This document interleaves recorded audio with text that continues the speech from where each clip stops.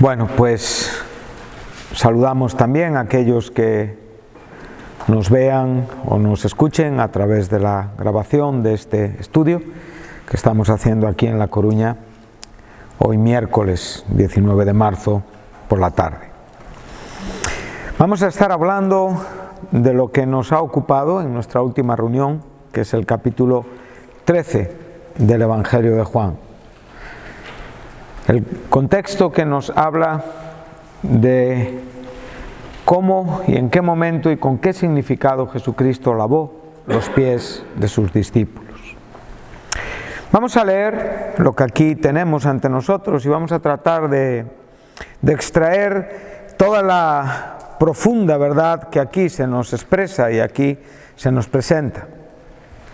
Comienza así, ya nos da un dato importante, nos enseña el momento en el que Jesús inicia esta enseñanza con sus discípulos, pero no solamente con este capítulo, sino con la totalidad de todo lo que encontramos en los evangelios sinópticos, o sea, Mateo, Marcos y Lucas. Entonces, ahí es donde podemos formar un contenido mucho más completo y mucho más perfecto de lo que fue, lo que Jesús hizo en lo que conocemos como la Semana de Pasión. La Semana de Pasión es el tiempo que transcurre entre el lunes y el domingo de resurrección, o sea, la semana exacta que Cristo vive antes de ser crucificado y hasta que es resucitado. La Biblia nos enseña, el Nuevo Testamento nos enseña, los Evangelios nos enseñan que el lunes tenemos la entrada triunfal en Jerusalén, la cual no solamente es una verdad que se comprende en el propio momento cronológico que Cristo la vivió y el pueblo israelita la vivió, sino que también nos está hablando de una idea futura y escatológica bien entendida por el profeta Zacarías. Pero este no es el tema que nos ocupa hoy. El lunes hizo su entrada en Jerusalén y el martes fue cuando hizo ese azote de cuerdas en el templo, contradiciendo y con esa ira santa a todos los cambistas y negociantes que habían hecho del templo, habían cambiado una casa de oración evidentemente en un mercado vulgar, una cueva de ladrones. El miércoles Jesucristo estuvo enseñando todo el día en el templo y ahí por muchos años no había sucedido que la propia verdad, Cristo, estaba en el templo, el Señor del templo. La razón por la que el templo existía, todo lo que el templo significaba y enseñaba, estaba allí. Y Cristo habló verdades durante todo ese miércoles. Y hacia la tarde, con sus discípulos, caminaron hacia el Monte de los Olivos, desde donde realmente profetizó. Ese día profetizó contra el templo y contra Israel. El capítulo 13 nos lleva al día jueves. El jueves Jesucristo prepara la Pascua, la comida pascual, la que celebraban todos los judíos por años desde que Moisés la instituyó, estando todavía en Egipto. Cristo realmente iba a cumplir perfectamente con el significado de la Pascua. Él era el Cordero Pascual, pero aún así Él comió la Pascua con sus discípulos. En esa Pascua instituyó un nuevo elemento, que es lo que entendemos cristianamente, una ordenanza neotestamentaria, que es la Santa Cena. Y sabemos que el viernes, o sea, al terminar de comer esta Pascua, de tomar esa última cena con ellos, de tener todas las enseñanzas que encontramos en el capítulo 14, 15 y 16, ya entra a Getsemaní, donde hace la oración sacerdotal por los discípulos, por nosotros también, y evidentemente donde Él tiene esa experiencia de ese sufrimiento agónico hasta sudar gotas de sangre, donde Él, dirigiéndose al Padre, declara que se haga tu voluntad y no la mía en la copa que Él iba a beber, la copa de la ira de Dios sobre sí mismo. El viernes por la mañana, previo juicio rápido e ilegal de los judíos, fue llevado ante Poncio Pilato, y el viernes por la mañana, a las 9 de la mañana, Jesucristo estaba crucificado. Ese mismo día fue enterrado para evitar el día de reposo, que era el sábado, y el domingo Jesucristo resucitó. Por lo tanto, lo que aquí sucedió, y como bien hemos estado enseñando el último día, el último momento que estuvimos reunidos hablando acerca de este capítulo 13, entonces tenemos que entender y aceptar que es algo muy profundo y de mucha importancia y relevancia para aquellos que somos cristianos. Primeramente, en este contexto, Jesucristo nos va a enseñar lo que significa la limpieza espiritual diaria que todo cristiano debe de vivir y experimentar diariamente. Y después Jesucristo nos va a enseñar a limpiarnos los pies los unos a los otros. Para muchos de nosotros esto no tiene ningún significado, pero para algunos esto debe de tener mucho significado. En el cristianismo debemos de ver hombres que diariamente muestran una comunión con el Señor y la evidencian con su limpieza de vida. Y diariamente debemos de ver siervos que emulan, que imitan al Señor, limpiando los pies de sus hermanos en sus necesidades fundamentales. Y es aquí donde los cristianos cada día nos enfrentamos a un reto. Y es aquí donde cada día los cristianos realmente vemos si estamos en el mínimo de lo que llamamos fe, cristianismo, amor, misericordia y vida espiritual.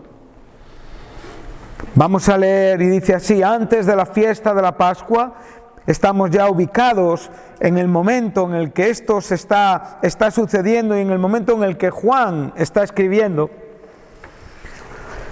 Si estudiamos detenidamente todos, como digo, los evangelios, el evangelio de Juan juntamente con los otros 3 evangelios sinópticos, tendremos una visión mucho más amplia y mucho más perfecta.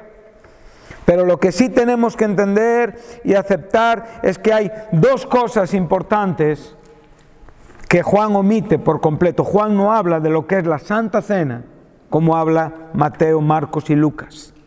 Es evidente que a partir del verso 21 en el capítulo 13 entendemos, intuimos de que nos está hablando de ese momento. Por lo tanto, la Santa Cena posiblemente fue posterior a lo que aquí se nos está enseñando en estos primeros versículos del capítulo 13 de Juan. Pero lo que sí tenemos muy claro es que esta enseñanza para Juan es fundamental.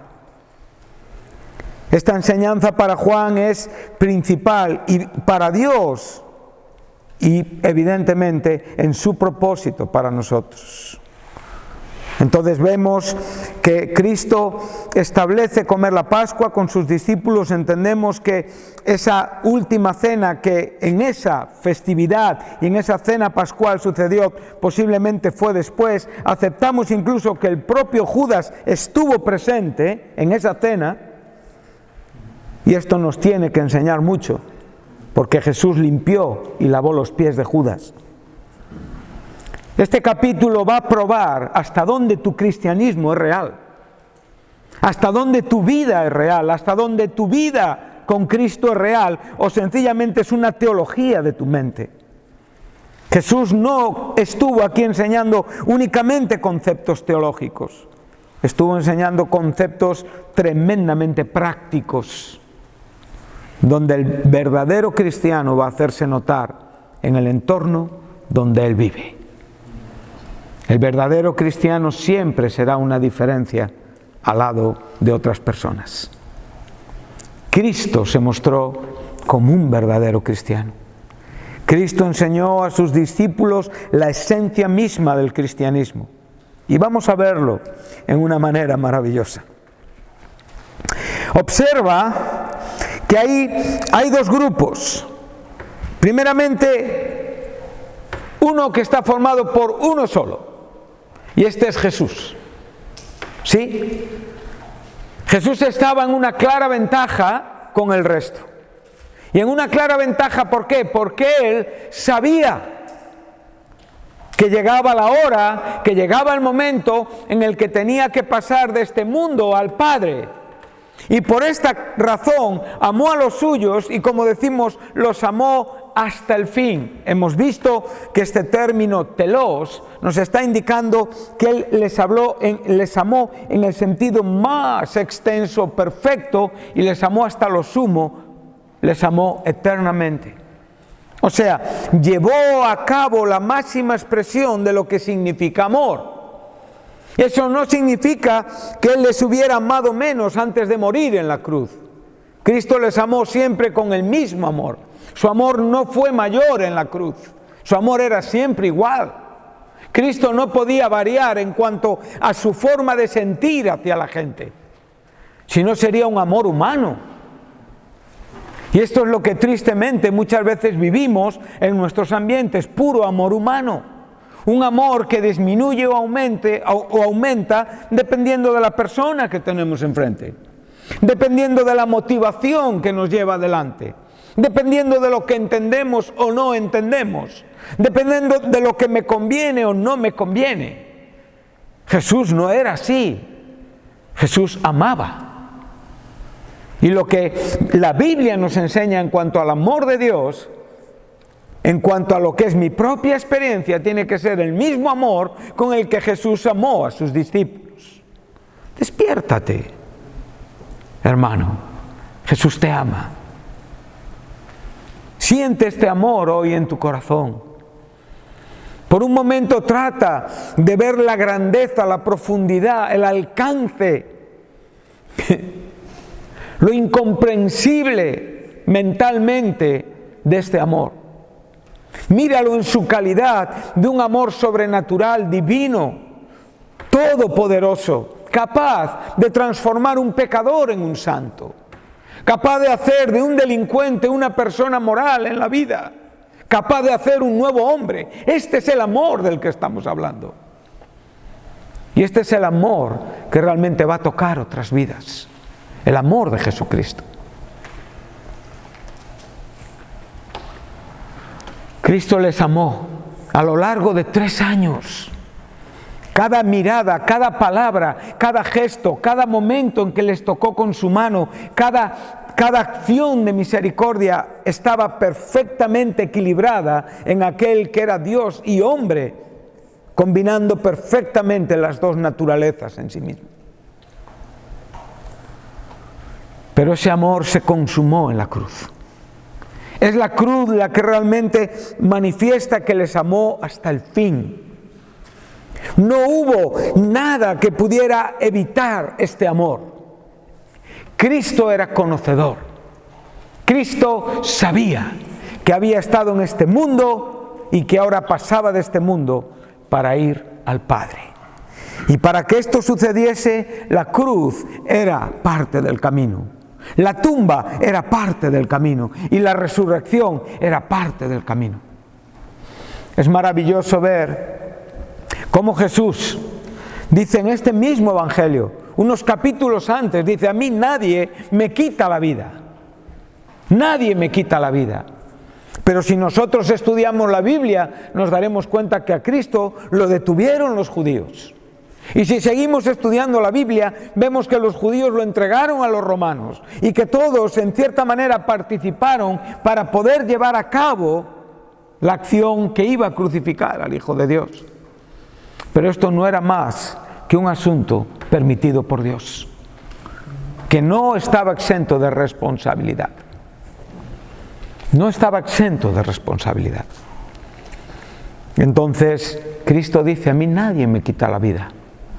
Yo tengo poder para ponerla y para volverla a tomar. Observa, piensa por un momento, ¿qué pasó aquí en este momento? ¿Qué hizo Jesús? Jesús se despojó de una túnica, ¿sí? Para después volver a tomar esa túnica. Por un momento fue siervo. Por un momento se autohumilló. Esto lo enseña muy bien la Escritura.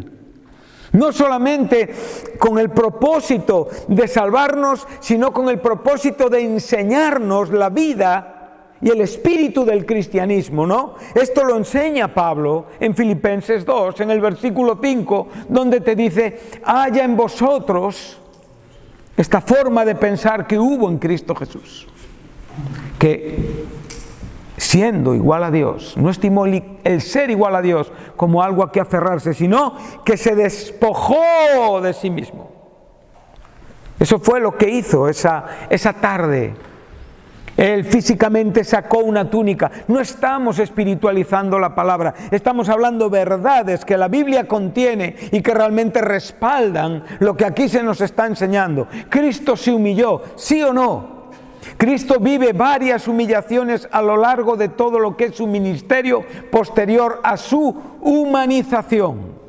Cuando decimos esto, posterior a su humanización, estamos diciendo su ministerio después de tomar forma de hombre. Porque antes de tomar forma de hombre, Cristo no tenía un cuerpo humano. Cristo existía y coexistía en sustancia y en esencia con el Padre como la segunda persona de la trinadeidad de Dios, el bendito Hijo eterno de Dios, el Hijo del Dios Altísimo. Pero no tenía un cuerpo humano. El cuerpo humano fue necesario para humillarse. El cuerpo humano tuvo que compartir dentro de un cuerpo como el nuestro la divinidad y la humanidad. Y ahí, en esa condición, la primera humillación, nos la enseña Pablo.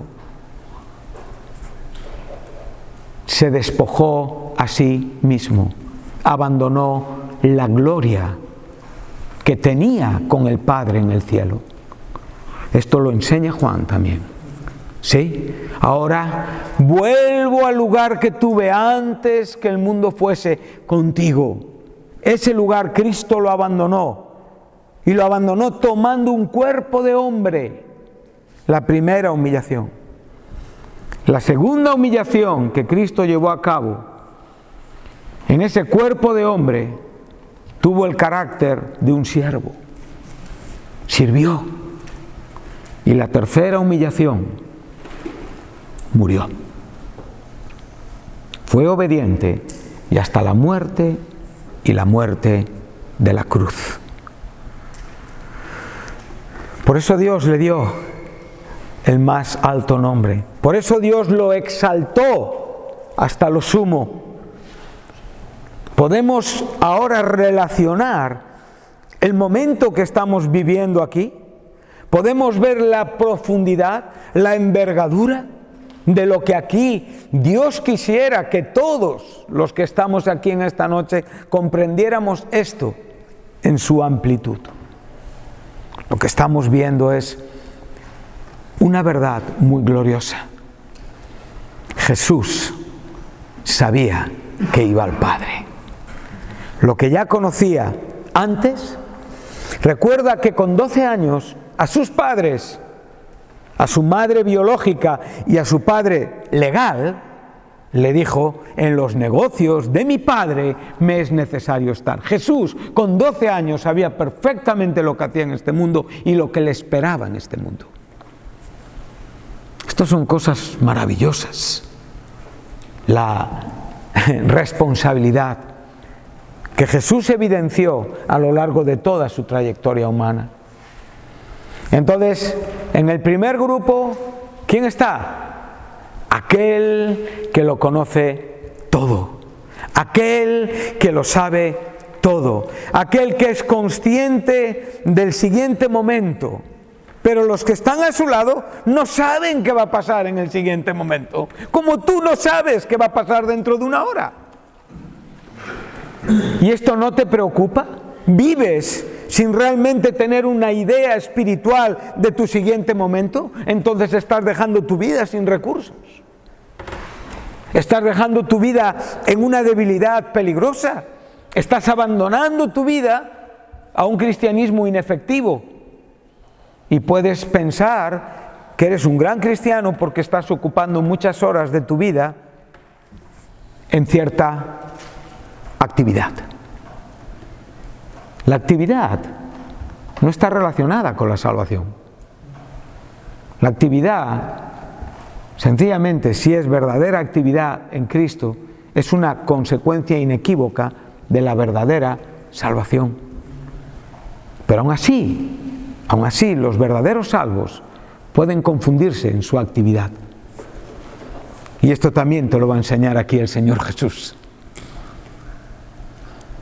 Hay muchas personas, aquí en esta tarde estamos gente joven, gente mayor, personas con muchos años supuestamente por delante, otros ya con menos años por delante, algunos sin ninguna necesidad de Dios, algunos sencillamente en la vida posicionados en una posición atea, conscientes de que hay un cielo y hay un infierno, otras personas que están hoy aquí por primera, por segunda, por cuarta, por quinta vez, tratando de entender por qué están en una reunión cristiana. Bueno, te quiero decir algo, estos discípulos estaban aprendiendo cosas y solamente había uno que lo entendía todo y lo sabía todo, y ese era Jesús. Esto a mí me consuela y esto a mí me anima, pero no puedo quedarme indiferente. Tengo que actuar y tengo que ir hacia adelante. Bien, tenemos ya un cuadro completo de la Pascua. Jesús es el Cordero Pascual, sí, pero también es el sacerdote. O sea, Él en este momento está cumpliendo muchos detalles importantes del propósito de la redención de Dios para con la humanidad. Y en la misma manera que se nos enseña en el libro de Hebreos que todo sacerdote es constituido por parte de Dios, el propio Hijo también fue constituido de parte de Dios y realmente tenía que tener algo que ofrecer. El sacerdote evidentemente ofrecía un animal, el sacerdote era un tipo imperfecto, no representaba perfectamente al verdadero sacerdocio, que es Cristo Jesús, que no vino como entendemos de Leví ni de Aarón. Vino, evidentemente, ordenado desde la propia eternidad, porque su sacerdocio es un sacerdocio eterno y perfecto según el orden de Melquisedec, cumpliendo el Salmo 110, que es un salmo mesiánico. Entonces Jesús no solamente es el Cordero Pascual, sino es el verdadero y perfecto sumo sacerdote. Él en la cruz hace la entrega de su vida. Qué bonito.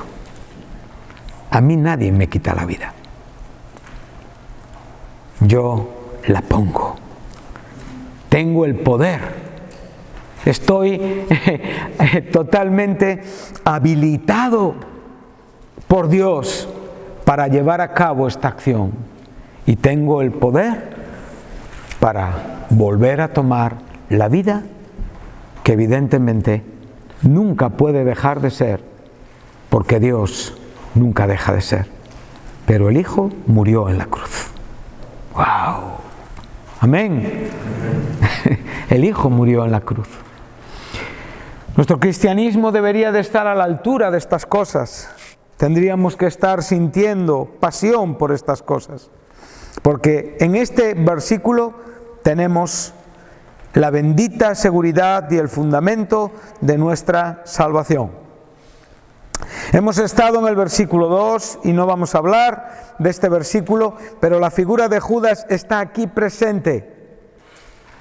La figura de Judas es una figura importante que posiblemente no solamente nos va a leccionar y a enseñar cómo él cumple escrituralmente aquello que ya fue profetizado. Si tú lees el Salmo 49, un momento en el versículo 1, te encontrarás con las propias palabras de Jesús.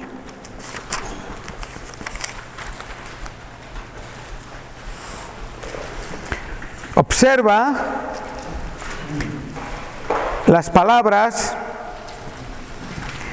del capítulo que es objeto de nuestro estudio, en el 13-18, y compáralas con las palabras del Salmo de David, capítulo 41, versículo 9. Aún el hombre de mi paz, en quien yo confiaba, el que de mi pan comía, alzó contra mí su calcañar. ¿Estáis? Salmo 41:9, en contraste con Juan 13:18. Estamos ante un argumento profético y el propio cumplimiento hablado por el mismo Jesucristo. ¿Sí? Entonces, observa esta palabra. Alzó contra mí el calcañar. Aquí estamos ante lenguaje figurado. Estamos ante poesía hebrea. Alzó contra mí su calcañar. Aquí no está hablando de un gesto, digamos, educado. No está hablando de un gesto astuto. No está hablando de un gesto donde actúas y nadie se da cuenta. Estamos hablando de una acción violenta. Lo que aquí se nos está enseñando es semejante a un animal que patea para atrás con sus patas. Y esto nos lleva a la acción que tuvo Judas. Pero aquí tenemos que aprender de lo que somos capaces los hombres. Judas cumplió la escritura. Vamos hacia adelante, al verso 18.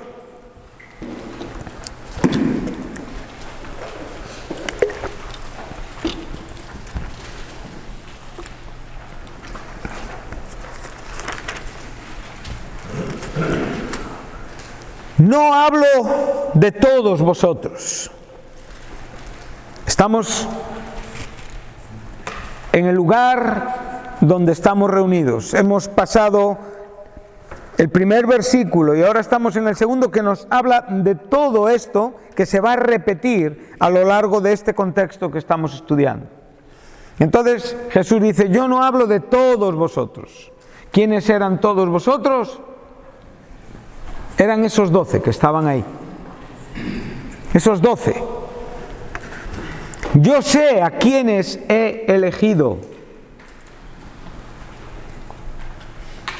Bueno, ¿qué está diciendo Jesús? Jesús está diciendo que algunos de los que aquí estaban, Él había sido el autor de esa elección. Esa elección tenía que ver con un propósito divino para con la vida, no de todos estos, sino de algunos de ellos. Y estos hombres cumplieron fielmente la vida que Cristo les ordenó y les comisionó.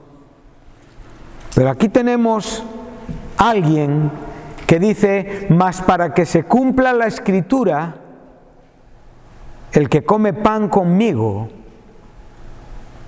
levantó contra mí con su calcañar. Desde ahora os lo digo antes que suceda, para que cuando suceda creáis que yo soy. O sea, la traición de Judas, además de cumplir proféticamente lo dicho por Dios por boca de David 1000 años antes de este momento, en realidad está dándole al propio Jesucristo un carácter divino en cuanto a lo que está sucediendo. O sea, Cristo está revelándose divinamente por medio de lo que está aconteciendo. Pero no debemos de olvidar que Judas tomó la decisión. Judas moralmente tuvo la oportunidad de decidir no traicionar a Jesucristo. Y por lo tanto, Judas tomó la decisión de actuar con todas sus consecuencias. Porque en el momento en el que Jesucristo descubrió claramente, y según el propio Evangelio, mira, en Lucas 22, vamos a ir un momento a Lucas 22, verás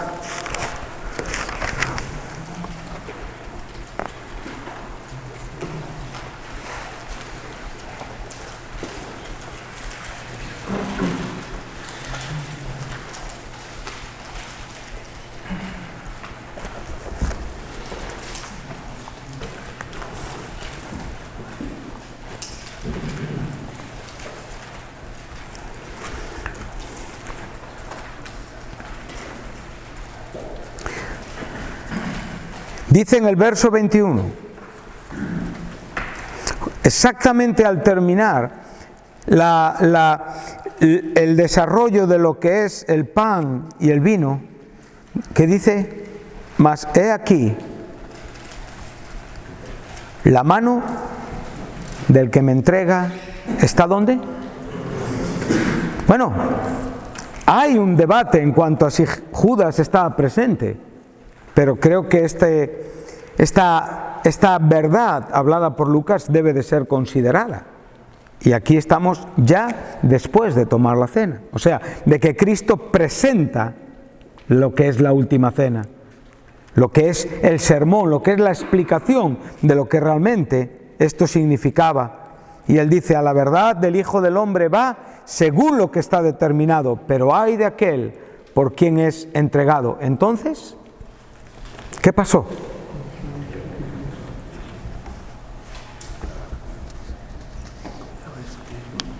Empezaron a pensar que cualquiera podría ser ese. ¿Quién sería? Y por eso Jesús, a lo largo de esa cena, claramente señala a Judas, y los discípulos van a comprender que es Judas quien le va a traicionar. Y en el momento en el que Judas se ve descubierto por la propia verdad de Jesús, ¿qué hace Judas? Avergonzado, se levanta y sale. Y esto nos lo enseña muy bien Juan en el capítulo donde estamos estudiando. Verso 30 del capítulo 13, de nuevo.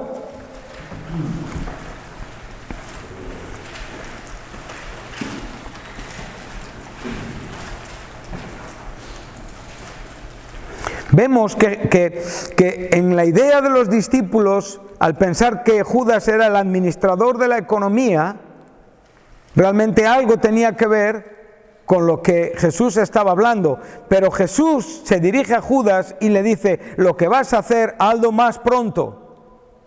Y ahora en el verso 30 dice: cuando él pues hubo tomado el bocado, ya salió. Ahí ya no quedó dudas de quién era él y evidentemente de quiénes eran los otros.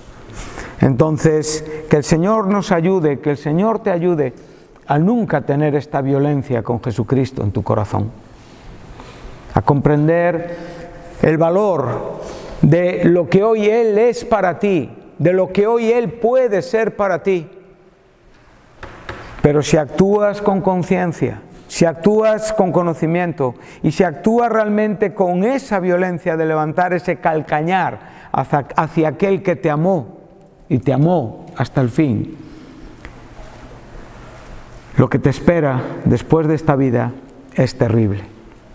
Yo quiero aconsejarte, en la misma manera que Jesús dijo: ay de aquel hombre por quien yo soy entregado, también yo te digo en esta tarde que la Biblia dice: ay de aquel hombre que rechaza a Jesucristo.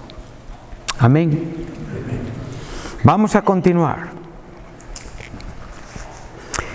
Entonces, de nuevo ya el versículo 3 retoma a Jesús mostrándonos como el que realmente tiene el conocimiento de todas las cosas y que realmente había salido de Dios y a Dios iba. Y es en este momento donde Él, en plena cena, se levanta.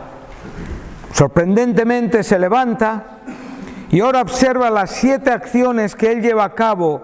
Y por favor, subráyalas en tu vida. Y hoy trata de ver tu vida comparada con estas acciones, si tú realmente estás viviendo así. Si realmente tu corazón se parece al de este siervo, si realmente tú estás entendiendo lo que Él hizo por ti y como consecuencia de entender lo que Él hizo por ti, estás amando como Él te ama. Y si esto sale de tu corazón, tú te puedes llamar cristiano. Y si esto no sale de tu corazón, entonces considera la veracidad de tu cristianismo. Esto no es un juego, chicos. Observa, Cristo se levanta ante los propios ojos de sus discípulos. Él podría haber hecho muchas cosas.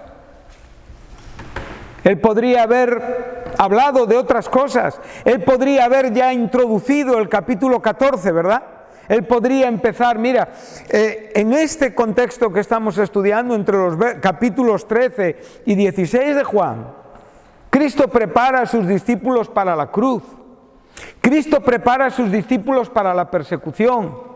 Cristo les habla del Espíritu Santo que había de venir. Cristo les habla de la segunda venida. Cristo les habla de lo que ellos van a vivir.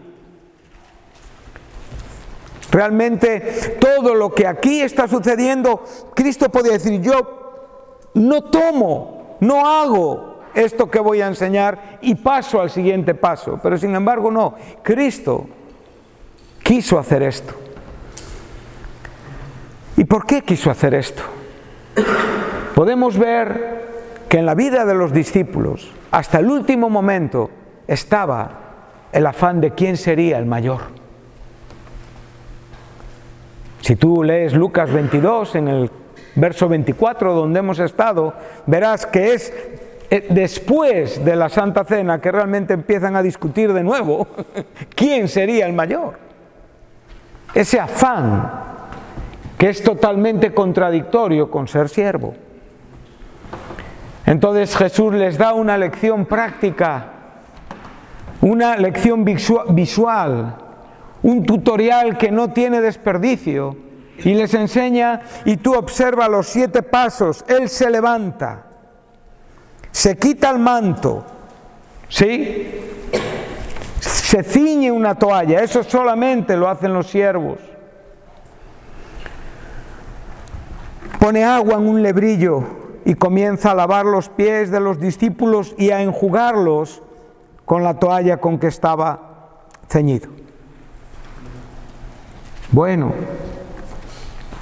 Cristo está ahora mismo tratando de enseñar varias cosas importantes a aquellos que van a ser sus apóstoles, aquellos que ya, más que discípulos, ya amigos, siervos, pero se les llama apóstoles, o sea, los hombres que en una manera irrepetible coincidieron cronológicamente en vida con nuestro Señor Jesucristo, fueron testigos de su vida, fueron testigos de su muerte y fueron testigos de su resurrección. Ellos eran los primeros en quien Él iba a depositar los principios fundamentales del cristianismo que hoy, Nicolás, tenemos que vivir, que hoy realmente tenemos que experimentar.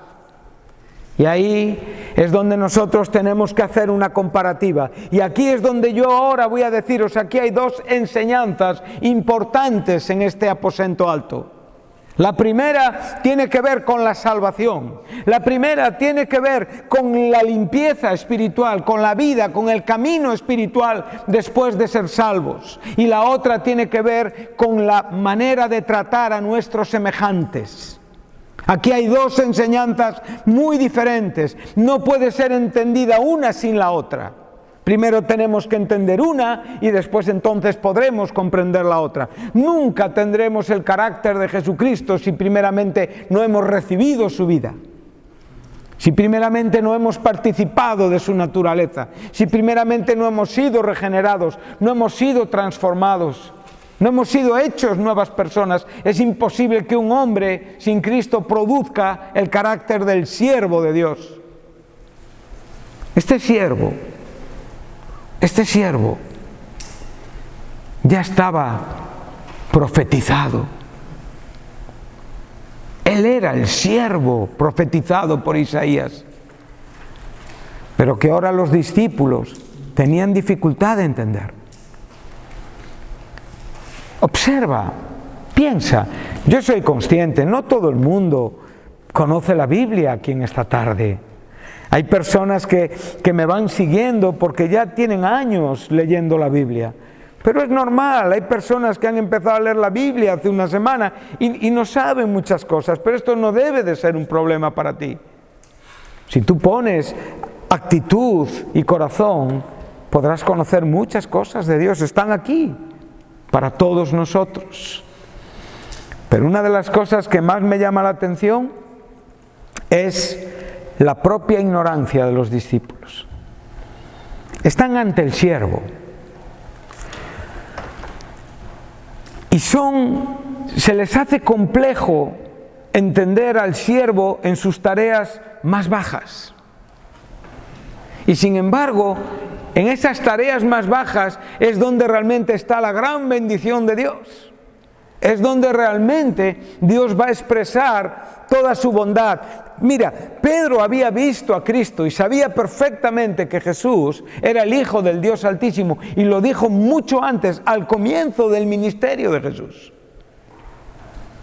Cuando salieron de Cesarea de Filipo, Mateo 16, Él le dijo: tú eres el Hijo del Dios viviente. Y en el momento en el que Jesús le habla del sufrimiento de la cruz, y es la primera vez de las 3 veces que Jesús les habla de sus sufrimientos, ahí en Mateo 16 es la primera vez. En ninguna manera esto te acontezca. Pero para este momento Pedro sabía quién era Jesús. Él ya había tenido una revelación de Jesucristo. Hay algo que debemos de comprender y de entender, y es que estos hombres para este momento, y exceptuando Judas, todos eran cristianos como lo somos nosotros hoy. O sea, los apóstoles extraordinariamente fueron transformados antes de que Cristo muriera en la cruz del Calvario. Y como digo, extraordinariamente, aún en una manera diferente a los santos del Antiguo Testamento, que también fueron transformados por la misma fe que nos ha transformado a nosotros y por la misma gracia. Amén. Entonces, para este momento ellos eran salvos. Ya tenían la nueva vida en ellos. Sencillamente Cristo tenía que morir para que realmente todo el conjunto de los elegidos, de los salvos de todos los tiempos y de todas las edades, hasta nosotros hoy, fueran realmente salvados, redimidos, justificados en la misma base legal que es la obra de Jesucristo en la cruz y su sangre derramada por nosotros. Entonces, esto es un asunto importante. Pedro tenía conocimiento de quién era Jesús. Posiblemente no tenía una comprensión muy clara de lo que era la muerte en la cruz, pero tenía conocimiento de quién era Cristo. Y curiosamente y bíblicamente tenemos que aceptar que estos hombres habían aceptado a Cristo como su Salvador. Esto todo nos produce un poquitín de lío en la cabeza, ¿no? Porque evidentemente nosotros vivimos de este lado. Y de este lado nosotros hemos tenido la facilidad de ver un hecho consumado, un hecho predicado, y hemos aceptado un hecho que realmente claramente sucedió. Ante nosotros no se abre ninguna sombra de duda. Pero ellos fueron transformados antes, y aún así tuvieron que comprender conceptos después. Esto es verdad, como la propia Biblia nos enseña. Entonces aquí hay 2 asuntos importantes. Ya tenemos este momento. Vemos a Jesús despojándose, y ya hemos visto que entendemos que Él está despojándose claramente de algo que realmente le lleva a la cruz del Calvario, y que la primera verdad que nos enseña esa actitud servil es la cruz. Sí, para que todo lo demás después tenga sentido. Entonces Él se despoja de este manto, se ciñe la toalla del criado, del siervo. El término doulos en griego es el término que la Biblia usa para siervo, es esclavo. Esclavo. Y de repente Él echa agua en una vasija, en un lebrillo, empieza a lavar pies y los empieza a secar. Y ahora es Pedro quien le pregunta y le dice: ¿tú me vas a lavar a mí los pies? Ahora, Y ya estamos en una situación interesante. Este es posiblemente el problema de muchos cristianos jóvenes. O puede ser el problema de algunos cristianos más viejos. ¿Cuántas personas aquí en esta tarde se han preguntado, después de haber aceptado a Cristo, si realmente son salvos de verdad? ¿Nadie? ¿Nadie? Que os conozco a todos, que he hablado muchas veces con todos vosotros. En la juventud, un 100% de personas que se preguntan si realmente han nacido de nuevo, si realmente son cristianos, hijos de Dios. ¿Sí? Esta es una gran realidad. Y esto no debe de avergonzaros, porque es lo que le ha sucedido a muchos creyentes en muchas etapas de su vida. Un gran hombre como John Wesley, viajando a los Estados Unidos, junto con un grupo de cristianos llamados moravos, tuvo una profunda cuestión dentro de su corazón en cuanto a su salvación. Y él ya era un pastor y ya había escrito literatura de la cual hoy todavía leemos nosotros. La salvación es un asunto profundo, es una realidad profunda, pero a la vez es un hecho que ocurre en el momento que tú aceptas a Jesucristo por la fe. Pero son asuntos que en muchos casos manejarlos conceptualmente, mentalmente, razonablemente, nos puede llevar a muchas equivocaciones o errores. Yo puedo creer que hay personas aquí en esta tarde que llevan años aquí en La Coruña y no son cristianos, pero posiblemente alguna vez han querido encontrarse con Jesús en una reunión, pero no han sabido vivir después. Y han quedado ahí. Y aunque nadie lo sabe, en esa reunión han dicho: Señor, cámbiame. Otros se han levantado y han dicho: Señor, cámbiame. Pero después, el día después es terrible. No sabe uno qué hacer. Tengo la vida espiritual, no la tengo. Sigo pensando en lo mismo, me siguen gustando ciertas cosas, me sigo siendo atraído por otras muchas cosas, pero ¿cómo puede ser? Y esta es la gran pregunta que yo me hago. ¿Soy cristiano? Muchos cristianos viven condenados por la incomprensión de su propia condición carnal. No la comprenden, no tienen un entendimiento sobre ella y la evitan, la esconden. Yo recuerdo antiguamente en España, no es como hoy. La sociedad, aunque tremendamente mundana y diabólica, se ha hecho tiene como una apariencia digamos, de sensibilidad humana, ¿sí? Las personas con retrasos, por ejemplo, son muy bien vistas. Son personas que realmente se les dan oportunidades de trabajo, pero yo recuerdo cuando yo era bien pequeño, iba a la casa de mis abuelos en una aldea de Galicia, de Lugo, donde quien tenía niños en estas condiciones los tenía escondidos, no los enseñaba, porque no eran vergüenza. Y así son los pecados de muchos de nosotros, están escondidos. Nunca somos libres de ellos, porque no entendemos ni nuestra salvación ni nuestra condición carnal. Hay mucha teología, pero en verdad poca vida aplicada. Entonces aquí es donde tenemos que pararnos por un momento y viendo lo que aquí en cierta manera se nos está enseñando, podemos comprender lo que Pedro está sintiendo y podemos entender lo que Cristo a su vez le está enseñando. ¿Sí? Entonces, guarda. Entonces Pedro está diciendo: ¿tú me vas a lavar a mí los pies? Y Jesús le dice: lo que yo hago, tú no lo comprendes ahora, mas lo entenderás después.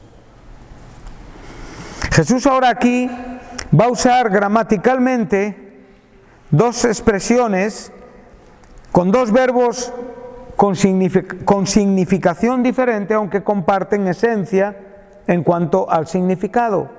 Lo primero que le está diciendo Jesús cuando le dice tú no comprendes, lo que le está diciendo es que tú ahora mismo no tienes una comprensión completa de lo que aquí está pasando. Pero después le está diciendo, después lo entenderás por tu propia experiencia. Esta es la guerra de la mente y la guerra de la experiencia. Sí, nuestra mente en muchos casos entiende y en muchos casos nos vemos contradecidos en nuestra propia vida. No sabemos tratar con nuestros pecados. No comprendemos nuestra condición carnal. Entonces al final acabamos desconfiando de nuestra propia salvación. Y esto es una herramienta satánica. Satanás actúa así con muchos creyentes y les lleva a dudar de su salvación. Y realmente les lleva a apuntalarse sobre doctrinas que muchas veces son más el producto de la necesidad que la propia realidad bíblica. Cuando tú comprendes estas cosas, entonces tú vas a empezar a saber tratar y vas a avanzar en la vida. De repente una persona puede venir a Cristo y encontrarse que tenía un absoluto desorden sexual en su vida, y de repente viene a Cristo. Él reconoce en un momento que su vida es horrorosa, que el Espíritu Santo le muestra lo depravado de su corazón, de sus secretos más íntimos, de esas cosas que piensa y que solamente él sabe y nadie conoce, y de repente todo viene ahí a la luz y se te presentan estas verdades, esos momentos de lujuria que viviste, de los cuales te avergüenzas, y de repente clamas a Dios, ¿no?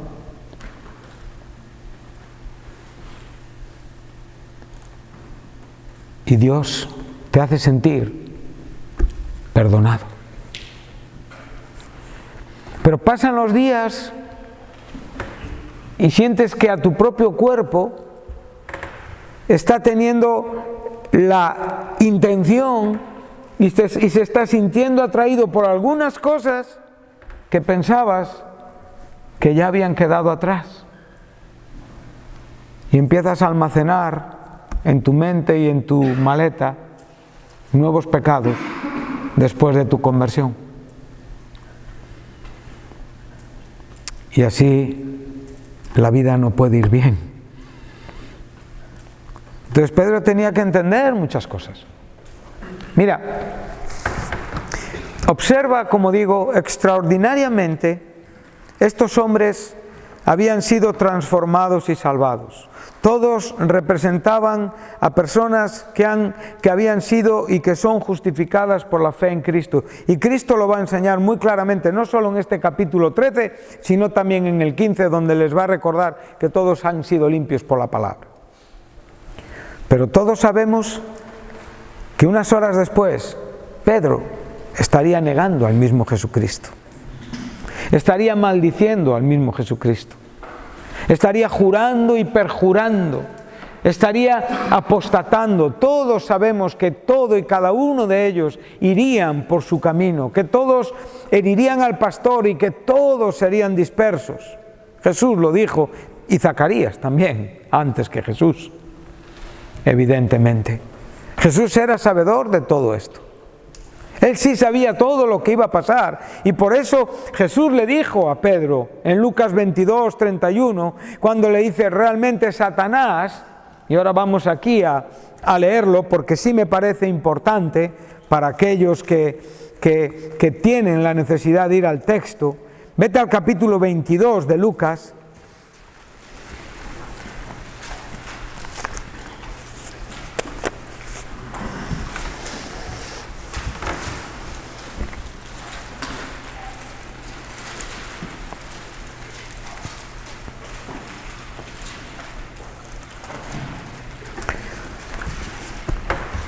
Posicionaros contextualmente, ¿sí? O sea, si tuviéramos que hacer un paralelo con el capítulo 13 y los versículos que estamos estudiando de Juan, los tendríamos en el contexto anterior. El 22-24 es el paralelo con 13-1, en el sentido contextual y en el sentido del momento, ¿sí? Acaban de tener la última cena, acaban de tener la lección en cuanto a la disputa de quién sería el mayor. Y ahora Jesús se dirige a Pedro. Y a Pedro le dice literalmente: Simón, Simón, he aquí, y me gusta mucho porque Simón, ¿con qué está relacionado? Con la antigua vida de Pedro, ¿verdad?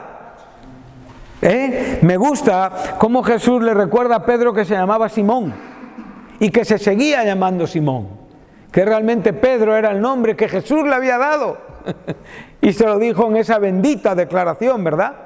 Donde estuvimos en Mateo 16. Ya no te llamarás Simón, te llamarás Pedro, que significa piedra. Pero ahora le dice 2 veces: Simón, Simón. Ay, qué bueno es cuando el Señor, o cuando alguien que nos ama nos dice: ay, Ricardito, Ricardito. Cuando esto suena de esta manera, ¿qué es? Que algo nos van a decir que no está bien en nuestra vida y que realmente se nos está olvidando algunos principios débiles de nuestra existencia, y que si no ponemos atención y realmente no los comprendemos con un equilibrio entre lo que somos en Cristo Jesús y lo que realmente somos todavía en carne, entonces vamos a encontrarnos con disgustos que se pueden evitar, siempre. Entonces Él le dice: Simón, Simón, que todavía hay mucha carne en ti, que todavía hay muchos comportamientos que tú mismo te vas a sorprender. Tú crees que aquel que le decía a Jesús por activa y por pasiva: nunca te negaré, nunca te dejaré, iré contigo hasta la misma muerte. ¿Fue así? No fue así. ¿Cuántas veces le has dicho al Señor: te amo con todo mi corazón? Y te has encontrado con el fracaso de tu naturaleza carnal.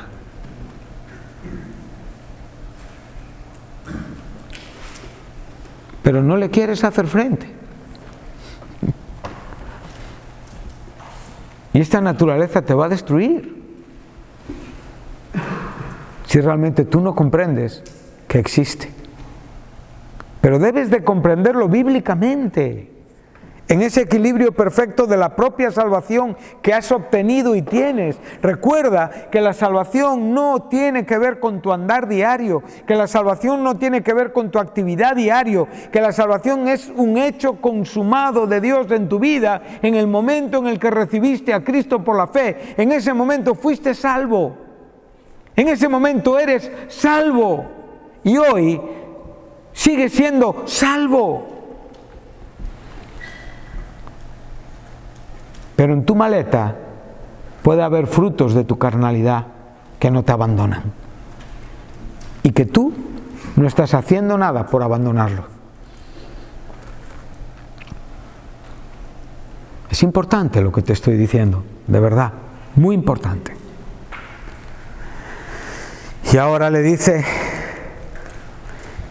Simón, Simón, he aquí Satanás, y tenemos la segunda persona del plural en el pronombre.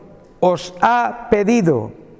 Aquí está hablando de un conjunto. De un conjunto. O sea, de los 11 que estaban ahí, porque ya Judas evidentemente se había salido de esta lista. Ahora, observa lo que aquí te está enseñando. Satanás, ¿qué hace?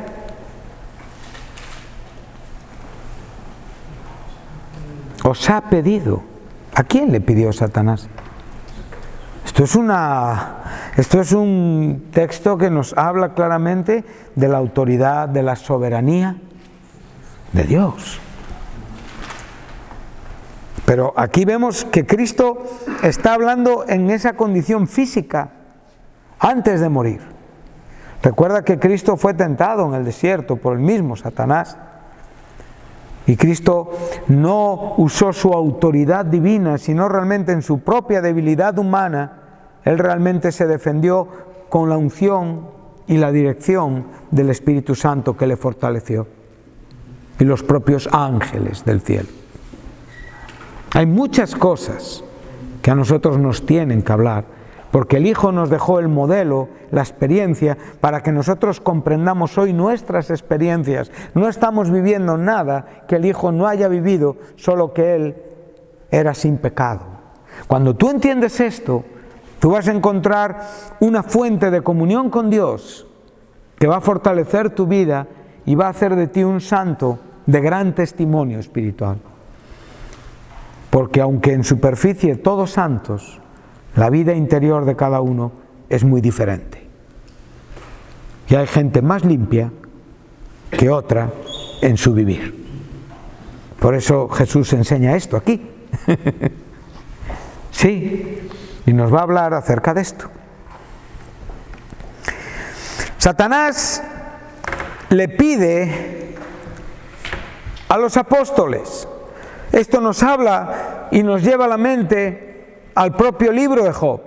Ahí vemos a Satanás yendo con los hijos de Dios y se presenta ante Dios mismo en el mismo trono de Dios y le señala al siervo Job y le dice: oye, ¿has visto? Dice Dios, ¿has visto a mi siervo? No hay un hombre más santo que él en toda la tierra.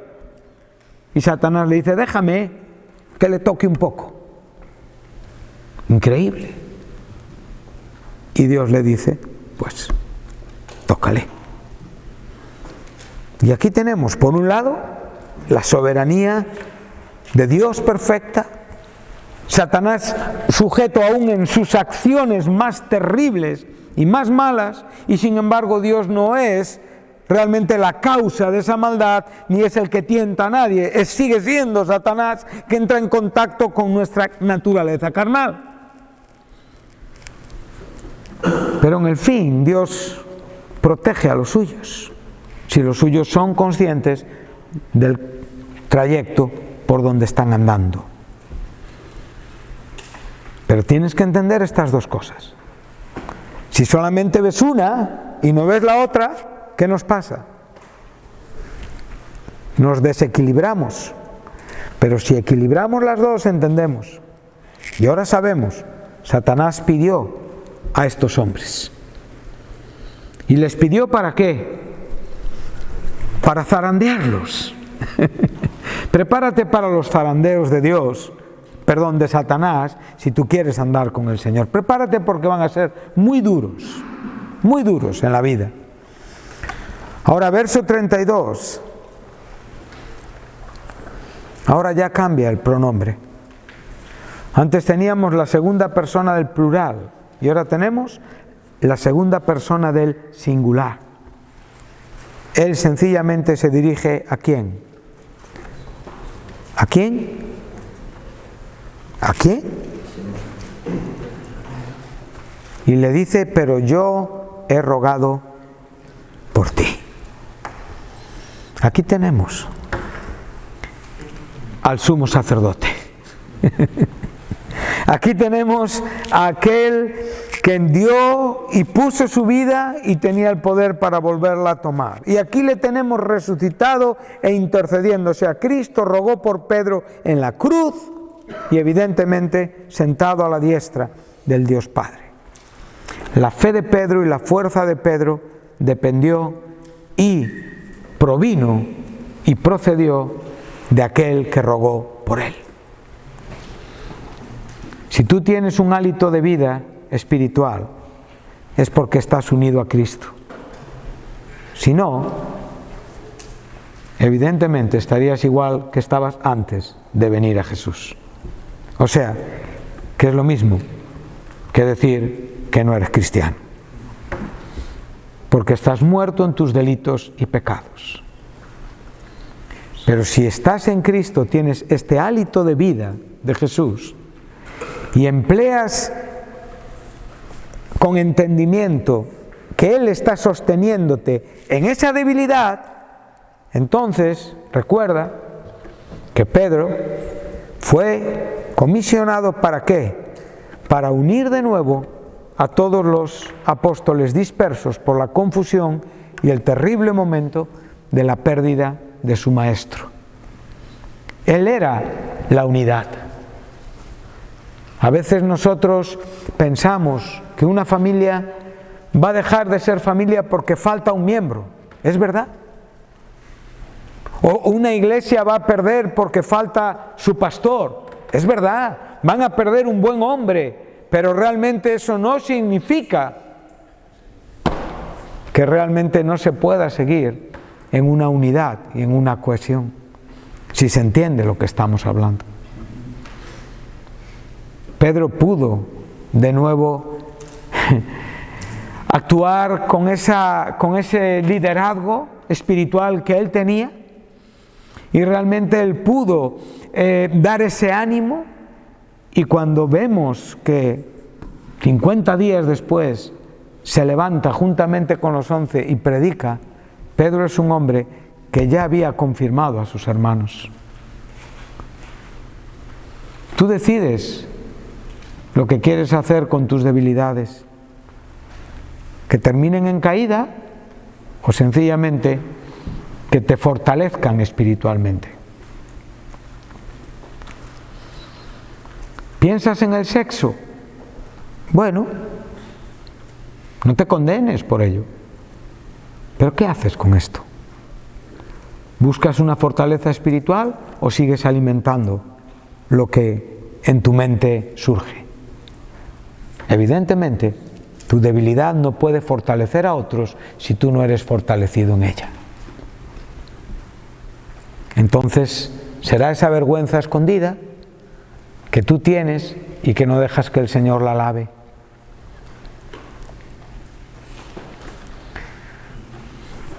Vemos todo lo que aquí tenemos, es mucho, ¿verdad? Evidentemente no vamos a acabar hoy con toda esta historia porque es mucho lo que contiene. Pero antes de pasar al ejercicio de ser siervos de otros, primeramente tenemos que ser siervos de Dios y entender qué significa esto. Porque si no, si tú no estás primeramente conectado a esta vida, comprendiendo tus debilidades y comprendiendo la grandeza de su amor y de quién Él es, sabemos y llegaríamos a ese trono de gracia, ¿no? Donde alcanzamos misericordia, ¿no? Hebreos 4, versículo 16, ¿no? Para ese oportuno socorro. Tenemos un sumo sacerdote que puede compadecerse, que puede entender, que puede comprender tu debilidad, porque Él, como digo, ha experimentado todo en la carne, sencillamente que Él no pecó. No era posible el pecado en Jesús, pero su humanidad es la que hace que tú puedas ser comprendido en tu debilidad, porque recuerda que tu debilidad también la llevó en la cruz. Él fue crucificado por nuestras debilidades, y las debilidades muchas veces en el Nuevo Testamento, ¿sabes con qué se asemejan?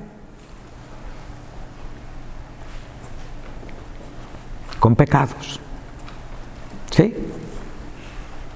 Entonces pon atención a tus debilidades, porque pueden y llegan en muchos casos a ser puertas a la acción terrible desagradable y fea del pecado. Tú tienes que saber percibir esto en ti. Amén.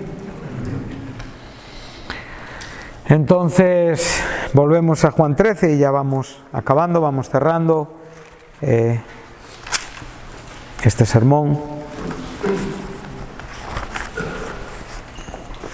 Y aquí lo vamos a dejar.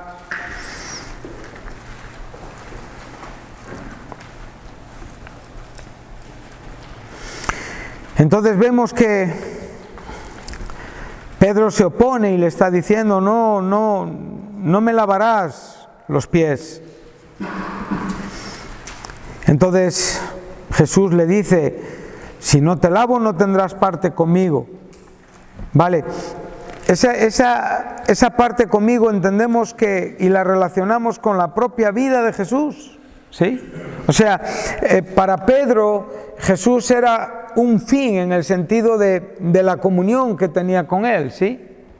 Y por lo tanto Jesús le está diciendo, si yo no lavo tus pies, entonces no vas a tener parte conmigo. Pero ¿dónde no vas a tener parte conmigo? En el reino.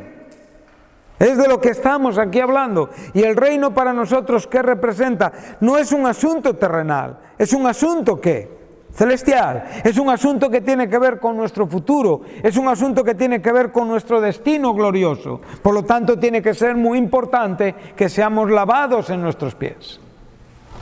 Entonces aquí es donde Jesús le va a enseñar en una manera muy clara dos aspectos importantes de la vida del creyente. Pedro dice, bueno, si lo que está en juego evidentemente es la vida en el reino, pues entonces sálvame de nuevo. Señor, si no he nacido de nuevo, quiero nacer. Pero ¿cuántas veces podemos nacer de nuevo? Bíblicamente, solamente una. No puede un hombre nacer de nuevo, volver a nacer de nuevo, volver a nacer de nuevo. No es bíblico este asunto. Entonces Pedro lo que le está diciendo es, Señor, pues entonces, si lo que hay que lavar son los pies, evidentemente, y lo que está en juego es la gloria contigo, entonces, sálvame otra vez. Pedro estaba muy acostumbrado a decir al Señor, sálvame. Muchas veces lo experimentó, sálvame. Él sabía muchas cosas. Pero ahora es cuando Jesús le da una explicación y le dice, y aquí es donde tenemos que asentar una verdad importante. El que está lavado